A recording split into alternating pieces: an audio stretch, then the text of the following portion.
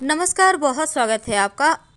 जब ऐसी मनोकामना जो लंबे समय से पूरी ना हो पा रहा हो, या फिर आप जॉब के लिए जा रहे हैं, इंटरव्यू देने जा रहे हैं, आप व्यवसायी हैं, बड़ा डील करने जा रहे हैं, या किसी भी तरह का कोई ज़रूरी कार्य, चाहे वो आपका ज़मीन का रजिस्ट्री ही क्यों ना हो, विवाह के बातें आप पक्की करने ही क्यों ना जा रहे हो, तो आप चाहते हैं कि उस काम में आपको 100% सफलता मिले। तब ऐसे में आप शिव जी के शरण में आ जाएं, क्योंकि शिव जी के शरण में जो आ गया उसे हर जीवन की जो इच्छा है उसको पूरी करने का अधिकार भी मिलता है और शिव जी का आशीर्वाद भी मिलता है। तो ऐसे में जब आप शिव जी के शरण में आ जाते हैं तो आपके जीवन की हर मनोकामना पूर्ण हो जाती है। तो आज हम आपको एक छोटा सा प्रयोग बताएंगे और उस प्रयोग में जो सामग्री है वो 3 तरह की होगी, जैसे कि चावल, हरा मूंग और बेलपत्र का जो पत्ता होता है, बेलपत्र जिसको कहते हैं, बेल का पत्ता, आप उसको लेना है। लेकिन कितना लेना है, यहाँ पर जो गिनती है वो मायने रखता है। वैसे ये प्रयोग आप किसी भी दिन कर सकते हैं, जरूरी नहीं है कि सोमवार को करना है। आपको जिस भी दिन, रविवार हो, शनिवार हो, शुक्रवार हो, गुरुवार हो, जिस भी दिन आपको अपनी मनचाही इच्छा की पूर्ति के लिए आप जा रहे हैं, उसी दिन ये आप प्रयोग कर लें। आप नहीं कर सकते तो आपके बदले में आपके घर के कोई भी व्यक्ति कर दे।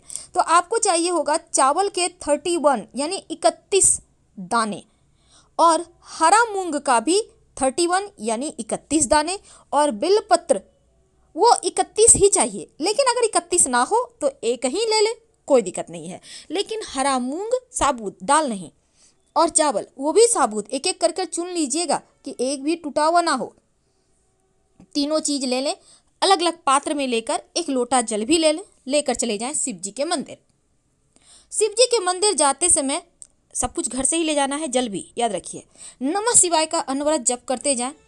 जो चावल के दाने हैं 31 यानी 31 दाने, वो सबसे पहले तो आप शिव जी के मंदिर के चौखट पे रख दें। इसके बाद शिव जी को रखकर आप अपनी मनोकामना दोहराएं, फिर अंदर जाएं। अब वहाँ पर जो बिल्वपत्र है उसके ऊपर चंदन से आप बिंदी भी लगा सकते हैं, नमः शिवाय भी लिख सकते हैं, चंदन है, रोली है, जो भी आपके पास है, कुमकुम है, उसी से लिखिएगा। और लिखने के बाद जो 31 बेलपत्र है या एक ही बेलपत्र है, तो आप उसको शिवलिंग पर नहीं चढ़ाना है। आपको कहाँ चढ़ाना है, जहाँ से शिवलिंग का जल नीचे गिरता है, जलहरी होता है ना, वहाँ से जो नीचे जल गिरता है वहाँ पर ही अर्पित करना है, जहाँ पर अशोक सुंदरी जो शिव जी की पुत्री है उनका स्थान है। तो जहाँ से जल गिरता है तो जल गिरने की दिशा में बिल्वपत्र का डंठल होगा और बिल्वपत्र के पत्ते शिव जी की तरफ होगा। अब वहाँ पर अर्पित कर दें। इस बीच अनवरत नमः शिवाय का जप करते रहिएगा। तो चावल के 31 यानी 31 दाने आपने चौखट पे अर्पित किया, और जो बिल्वपत्र है उसको शिव जी के जलहरी, जहाँ से जल नीचे गिरता है एकदम ठीक वहाँ पर आकर आपको अर्पित करना है। तो अब जो बचा आपके पास हरा मूंग, अब शिव जी की पूजा करें, एक लोटा जल अर्पित करें। आपने फूल पत्र ले गया है तो वो भी अर्पित करें।